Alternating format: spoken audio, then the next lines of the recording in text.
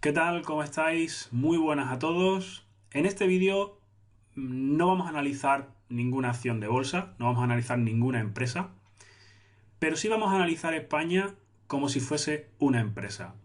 Y vamos a ver cuál es la situación económica y por qué podemos pensar que España está en bancarrota.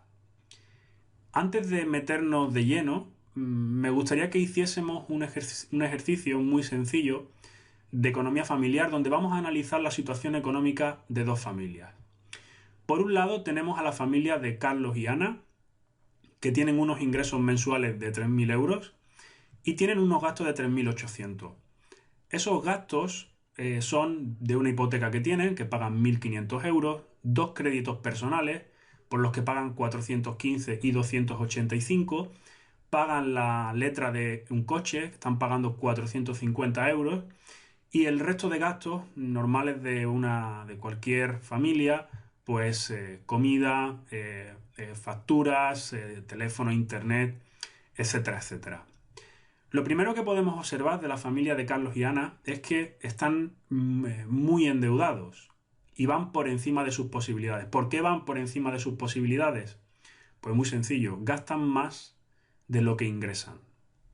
Sin embargo, la familia de Juan y Rosa tienen los mismos ingresos, tienen 3.000 euros de ingresos netos al mes y los gastos son de 2.200, de los cuales pues destinan 600 euros para la hipoteca, también tienen un vehículo, pagan 450 y el resto de gastos pues exactamente igual que la anterior familia.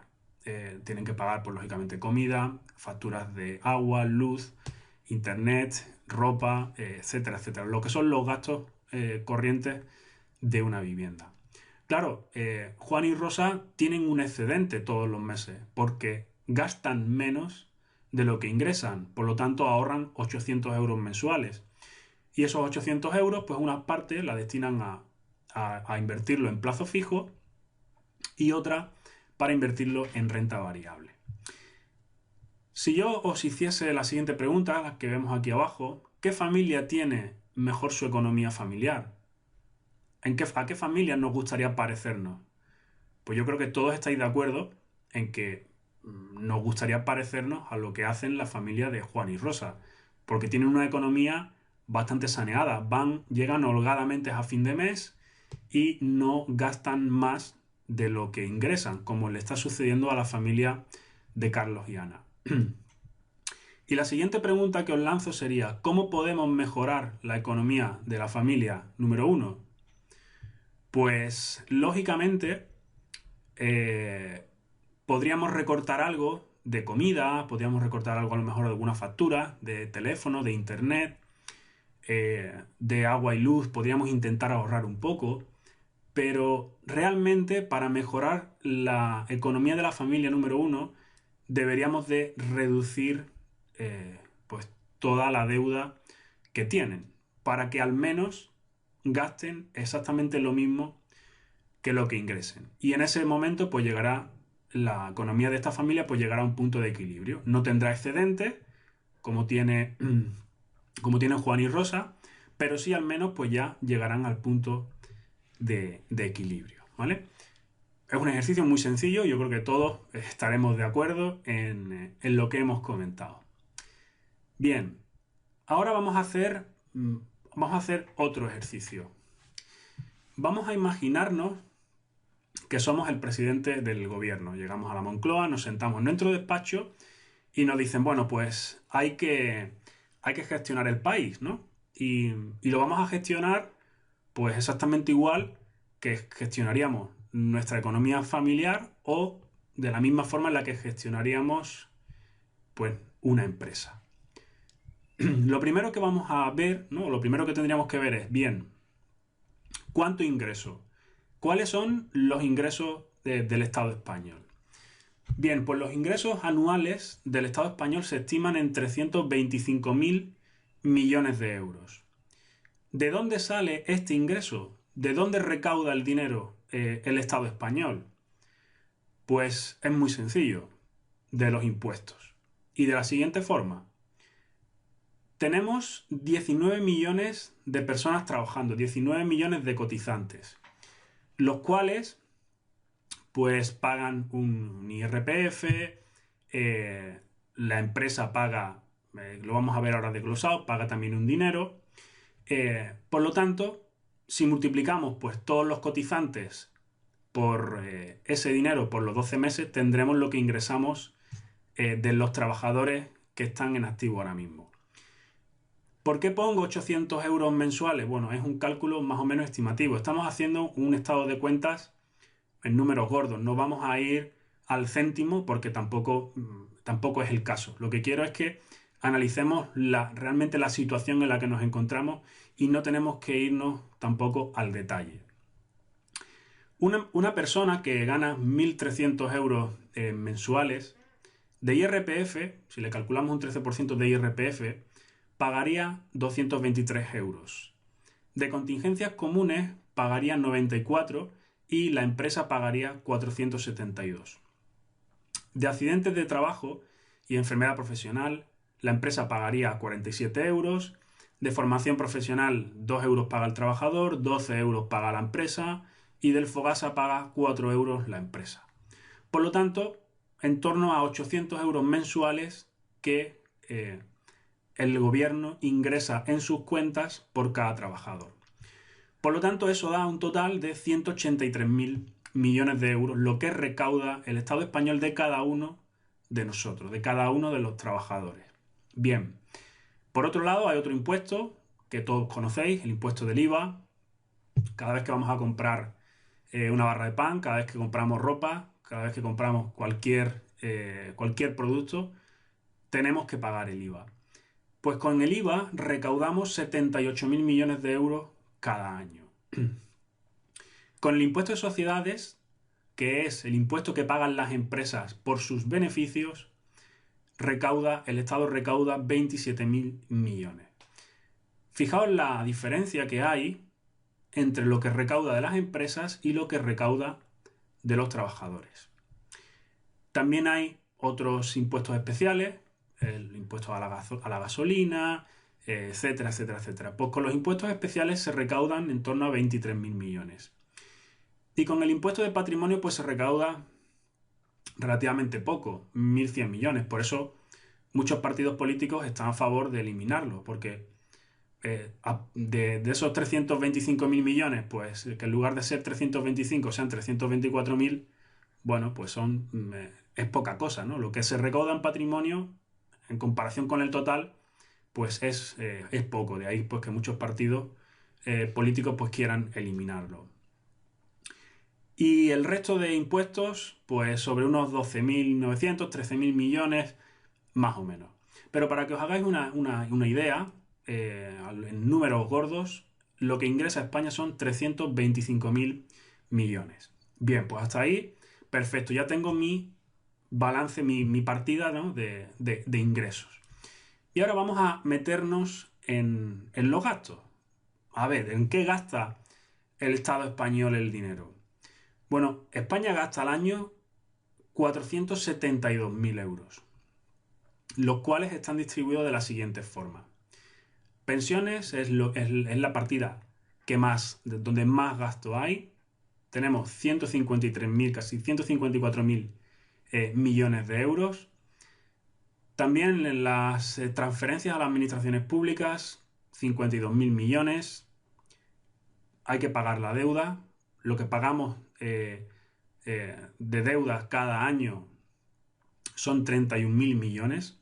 Y luego vamos a ver que la deuda que tenemos en España es gigantesca. Tenemos más de 1 billón con B de euros de deuda, de la cual pues vamos pagando 31.000 millones cada año. A gestión de la seguridad social se destinan 18.500, a desempleo 18.400, a sanidad, fijaos que solamente se destinan pues, 4.300, a educación 2.700, justicia 1.800.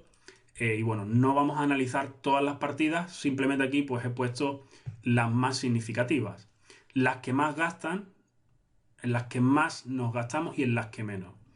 Aquí podemos comprobar o podemos ir comparando, bueno, pues dónde vamos gastando el dinero, cuáles son las partidas que más gasto tienen y cuáles son las que menor gasto tienen. Fijaos que la diferencia que hay entre pensiones y sanidad, educación o justicia, por ejemplo, es tremendo, ¿no? Es decir, ¿dónde gastamos realmente el dinero? Lo gastamos aquí arriba, en pagar desempleo, en pagar pensiones, en transferencias a las administraciones públicas, en pagar la deuda. Ahí es donde está realmente el grueso de los gastos de España.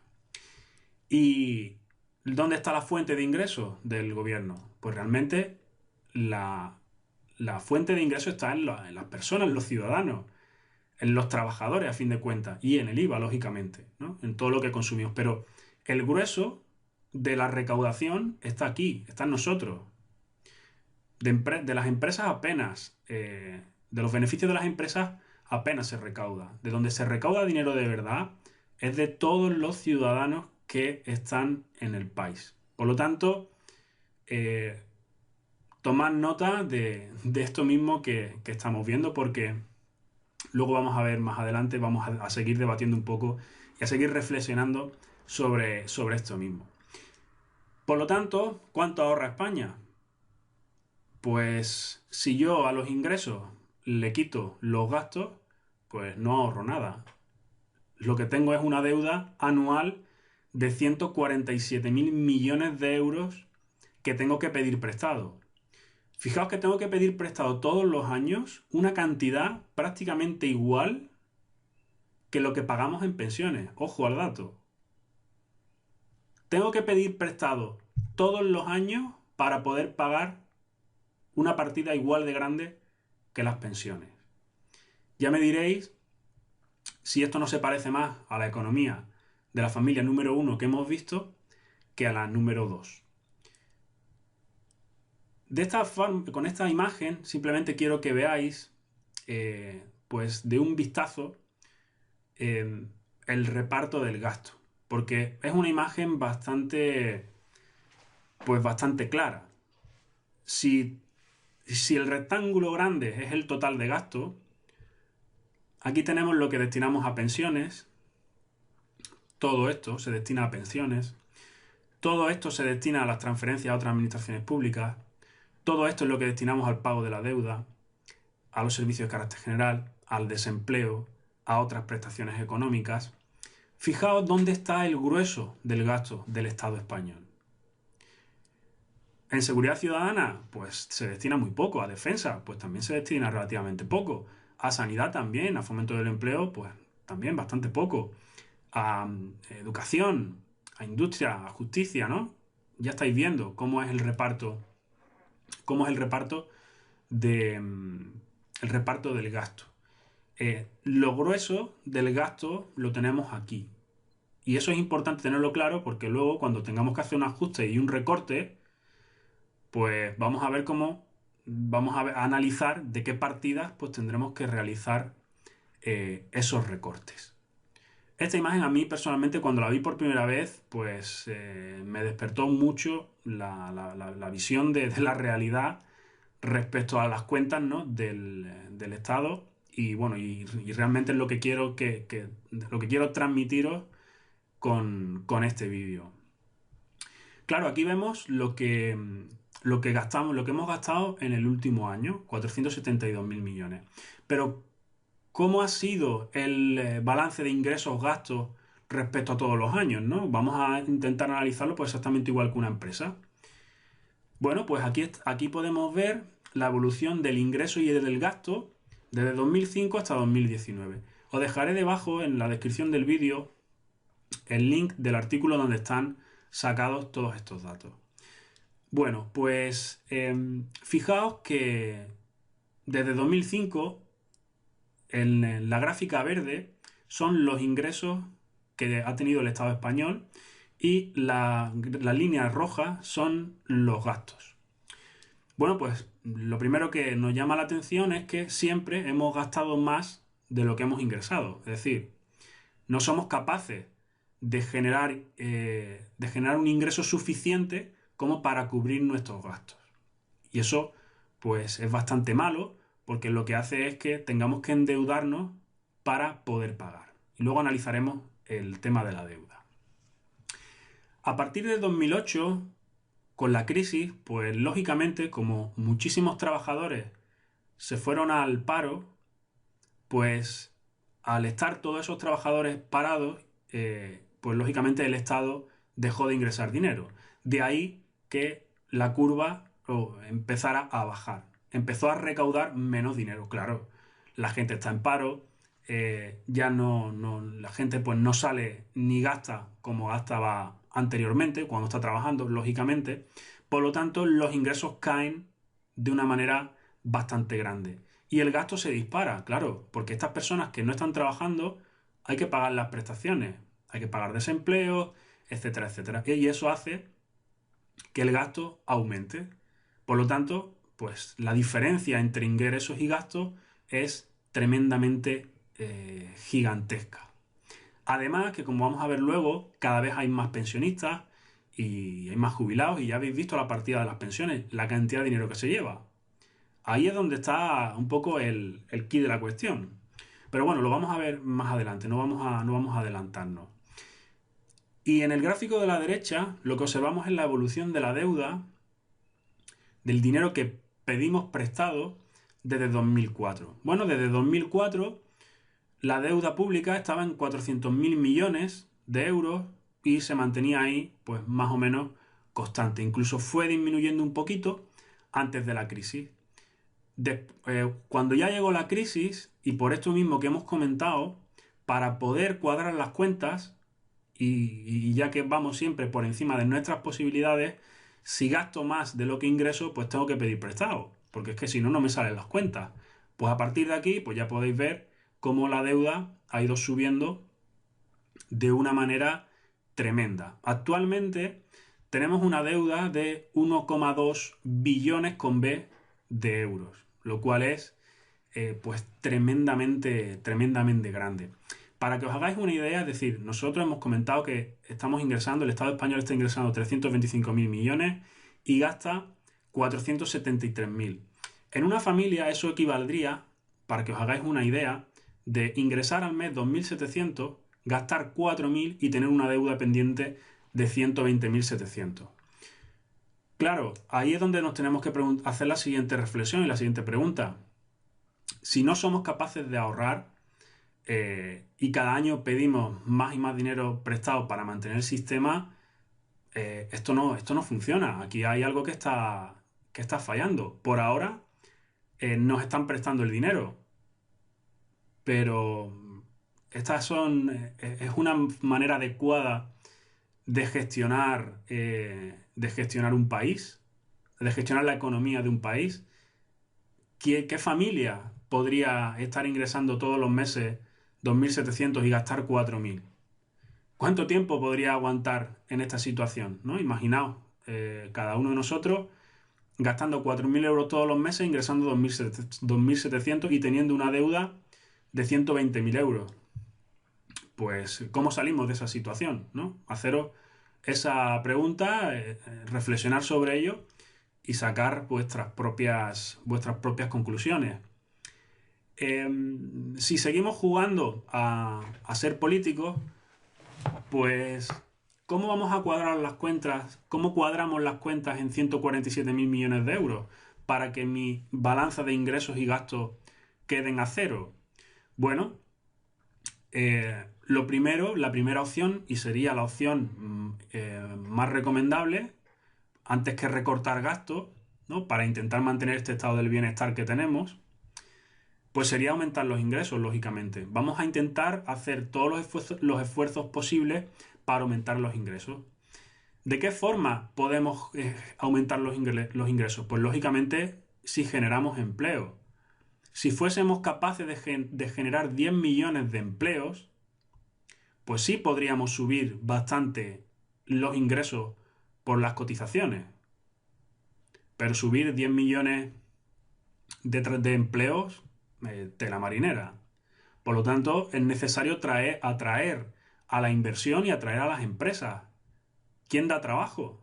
Las empresas son las que dan trabajo. En España apenas hay... autónomos es una minoría. La mayor parte de la población son trabajadores por cuenta ajena. Por lo tanto, si queremos aumentar el empleo y queremos atraer la inversión y la empresa, pues quizás haya que dar facilidades a las empresas para que vengan y tomen asiento aquí en nuestro país. Quizás sea necesario dar facilidades fiscales. Porque si se lo ponemos muy complicado a la empresa, pues la empresa no viene aquí, se va a otro sitio. Por lo tanto, esto es importantísimo. Hay otra opción para poder aumentar los ingresos. Subir los impuestos, subir el IRPF, subir el IVA, subir el impuesto de sociedades. Esta es la solución fácil, subir los impuestos. Y es lo que hacen los políticos. Los políticos son expertos en subir los impuestos. Donde no son expertos es en generar empleo, atraer inversión y atraer a la empresa. En eso tengo yo mis dudas de que sean muy buenos. Subir impuestos es pues lo más sencillo. ¿Y dónde van a subir los impuestos?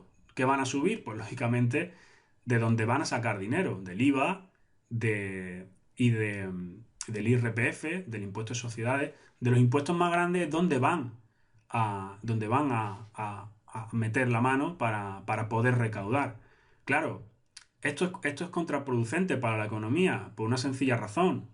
Porque si a nosotros nos suben el IRPF, nos suben el IVA, cada vez tenemos menos dinero en el bolsillo para gastar.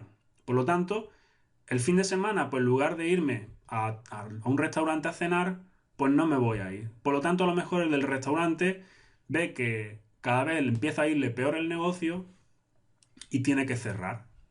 Por lo tanto, subir impuestos no es una solución muy adecuada. Y sobre todo, si exprimes a las empresas, la empresa se va. Y si la empresa se va, la gente se va a la calle. La gente se va al paro y ya hemos visto lo que sucede cuando la gente se va al paro. No hay ingresos, aumentan los gastos. Por lo tanto, eso es un problema para nuestro sistema, para nuestro estado del bienestar. Es un problema muy, muy grande. Y otra forma de cuadrar las cuentas, que es la que menos gusta, lógicamente, pero como vimos en el caso de la familia número uno, pues cuando la situación es necesaria hay que hacerlo, pues hay que recortar gastos. De estos 472.000 euros, tengo que recortar 147.000 para cuadrar las cuentas. ¿De dónde recortamos? ¿Recortamos de justicia o de educación o de sanidad? ¿Con esto cuánto voy a poder recaudar? Si tengo que hacer un recorte de 147.000 millones. Podría quitar de pensiones, podría quitar de transferencia a las administraciones, del pago de la deuda, podría eliminar una parte importante. Algunos estarán pensando pues que le quitemos los sueldos a los políticos y se soluciona el problema.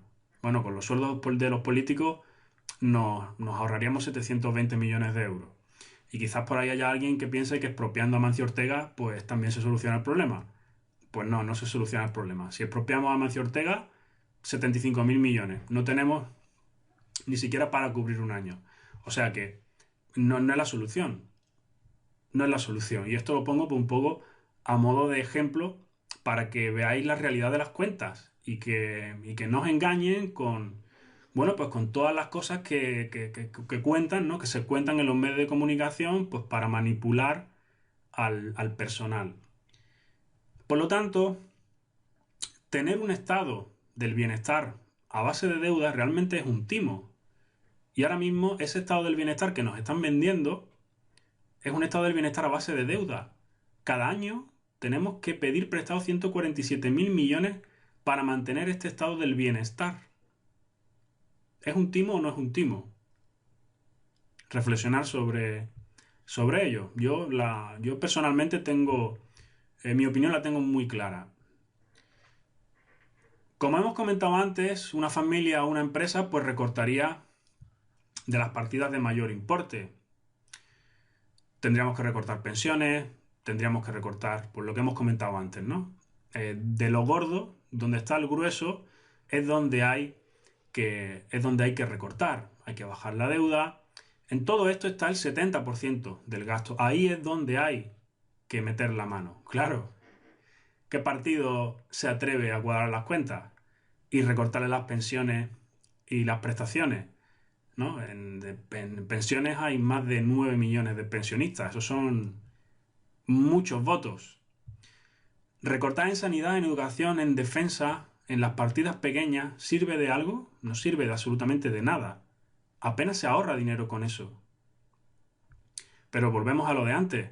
¿Quién es el valiente? ¿Qué le toca a donde que realmente recorta donde hay que recortar? ¿Quién es el valiente? Al final nos están engañando y nos están tomando el pelo y esa es la realidad, porque los políticos saben muy bien el problema al que se enfrentan.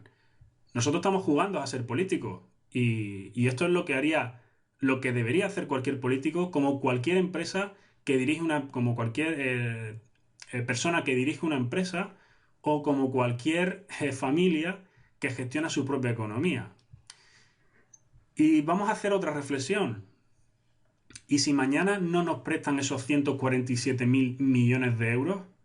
¿Qué sucedería? Porque hasta el día de hoy, sí, nos están prestando el dinero. Pero ¿y si no nos lo prestan? Entonces, ahí sí vendrá el gran recorte. Ahí sí habrá que tener... Es que no quedará más remedio. Ahí habrá que recortar, pues, de todo esto. Porque es que no se puede vivir prestado de toda la vida. Si vives prestado si intentas vivir prestado de toda la vida, al final te llega el game over. Es que es así. Es así. Llega el momento en el que esto estalla y el día que estalle, pues entonces cuando vendrán los lamentos, los lloros y madre mía, el estado del bienestar, pues resulta que ya no es estado del bienestar. Y aquí pues simplemente quiero que recordemos qué es lo que sucedió, qué le sucedió a Grecia. Grecia en 2009 se va a la quiebra, tienen que intervenirla, tienen que rescatarla y lógicamente, como iba también por encima de sus posibilidades, tuvieron que realizar recortes. Y aquí hay simplemente pues algunos artículos, algunos titulares de prensa donde dice que Grecia aplica el 13º recorte de pensiones en 7 años. La medida supone rebajar hasta el 40% de las prestaciones de los jubilados con rentas máximas. En Grecia las pensiones han caído un 40% desde la firma del primer rescate en 2010, lo que ha contribuido a empobrecer aún más el país, lógicamente. El elevado paro ha hecho que los jubilados que cobran de media 722 euros sean el principal sustento de la mitad de las familias, que vive exclusivamente de la pensión de cada uno de sus integrantes. Está claro que si no tenemos tejido empresarial, si no tenemos empresa, si no tenemos industria, pues esto no funciona. Esto no funciona. Por lo tanto, tenemos que intentar evitar caer o acabar como acabó Grecia. Porque nosotros, ¿qué es lo que estamos haciendo? Pues ya estáis viendo, ¿no? Creo que están las cuentas muy, muy claras. Cada año hay que pedir prestado un montón de dinero para mantener nuestro sistema del bienestar y el gobierno, pues cada vez que hay que pagar la paga extra, ¿qué hace? Pues pedir prestado. Porque no hay dinero, no tenemos dinero para pagar. No tenemos dinero para pagar. Vosotros me diréis si en una empresa eso no es estar en bancarrota o en quiebra. Totalmente. ¿Hasta dónde vamos a aguantar nosotros? ¿Hasta cuándo vamos a aguantar nosotros? En fin, esas son un poco las reflexiones que creo que hay que hacerse y que veamos la realidad y que no nos cuenten milongas, que no tenemos que creer todo lo que sale en las noticias. Otra noticia sobre las pensiones, ¿no? Miles de jubilados se manifiestan para pedir el blindaje de las pensiones en la Constitución. ¿Se pueden blindar las pensiones? ¿Estáis seguros de que se pueden blindar las pensiones? ¿Y por qué no las blindaron en Grecia? Y no las hubiesen bajado un 40%, ¿no? Así de sencillo. Venga, vamos a hacer una ley para blindar las pensiones. Las pensiones no pueden bajar de tal importe. Pero, por favor, ¿el dinero crece debajo de las piedras? ¿Habéis levantado alguna vez una piedra y aparece ahí el dinero? El dinero no crece debajo de las piedras. Por mucho que se quieran decir, vamos a blindar las pensiones, vamos a garantizar las pensiones por ley, que no, por favor, no llamen, en fin. Es que es demasiado. Y lo peor es que muchísima gente se lo cree. Muchísima gente se cree que sí, que es que esto se puede garantizar y ya está. Lo mismo que se creerán que el dinero crece pues debajo de las piedras. Metes un billetito de 5 euros debajo de una piedra, lo riegas y a los meses pues ya tienes 50. Pues no. Por desgracia, no. Y no vamos por buen camino. Ya creo que todos lo estáis viendo. En 2050, para que os hagáis una idea, se estima que en España habrá 15 millones de pensionistas. Para poder mantener 15 millones de pensionistas necesitaremos más de 30 millones de trabajadores. Pues ya me diréis cómo en 20 años pues vamos a cubrir esos 30 millones de trabajadores.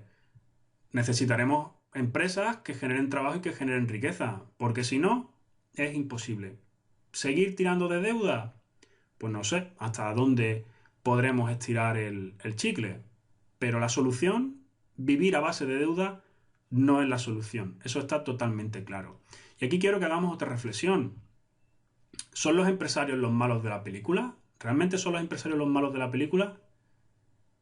Bueno, yo pienso que si España estuviese lleno de empresarios y hubiese muchísimas empresas, muchísima industria y muchísimo trabajo, pues yo creo que no tendríamos tantos problemas. Sin empresas no hay trabajo. Sin trabajo el gobierno no recauda impuestos. Y si no se recaudan impuestos, el sistema colapsa. Por lo tanto, no seamos... veamos la realidad. Hace falta crear empleo. Esa es la base para poder mantener este estado del bienestar que nos quieren, bueno, que en teoría tenemos. Por lo tanto, y para ir terminando el vídeo, pues las conclusiones a las que llegamos es que los políticos, pues, nos mienten, pero descaradamente, y no quieren afrontar verdaderamente el problema. Tienen miedo de que se les acabe el chollo. Es que tienen miedo, porque si algún político le mete mano a las pensiones, es que literalmente, pues los pensionistas pues van a entrar en cólera y imaginaos, ¿no? Lo que pasaría. Por otro lado, los trabajadores y lo que paga la empresa por ellos realmente son los que aporta el ingreso al país, junto con el IVA. La recaudación no está en las grandes fortunas ni está en donde quieran hacernos creer ver que están. El dinero ya hemos visto de dónde se recauda. Y por otro lado, pues ya hemos visto que gastamos más de lo que ingresamos, mucho más de lo que ingresamos. Estamos endeudados hasta las orejas. Y encima seguimos endeudándonos más y más. ¿Hasta cuándo?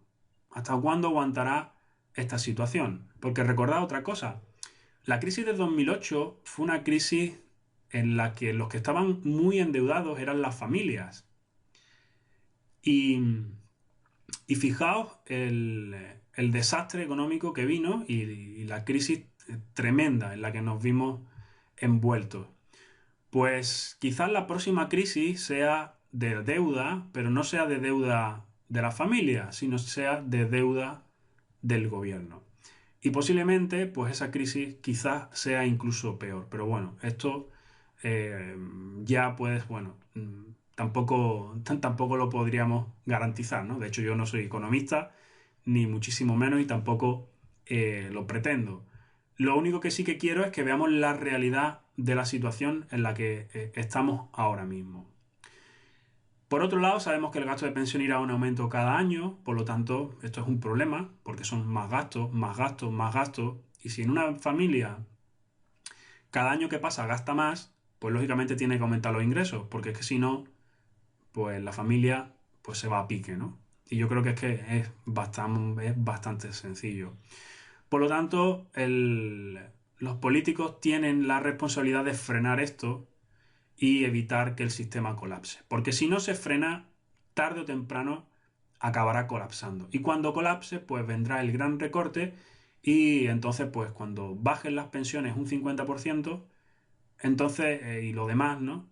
Pues a partir de ahí es cuando diremos, pues se veía venir, le vimos las orejitas al lobo y finalmente vino el lobo.